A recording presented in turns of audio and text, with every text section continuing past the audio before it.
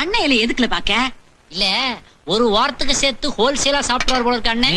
இந்த சோறு கறி குழம்புக்கு மட்டும். இன்னும் குடல் குழம்பு இருக்குது, ரசம் இருக்குது. அதெல்லாம் லாரியில வருதா? அது மட்டும் இல்ல, ஆத்தா எனக்காண்டி கட்டி தயிர் எடுத்து வச்சிருக்கு. அதுக்கு தனியா பழையது வருது. இந்த பார் எப்படி சாப்பிடுறதுன்னு இப்ப நான் சொல்லி தரேன் பார்.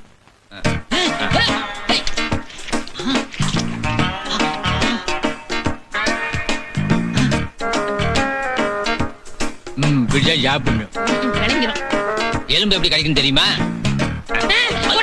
நான் பெரிய மனுஷன் கொடுத்துருப்பா.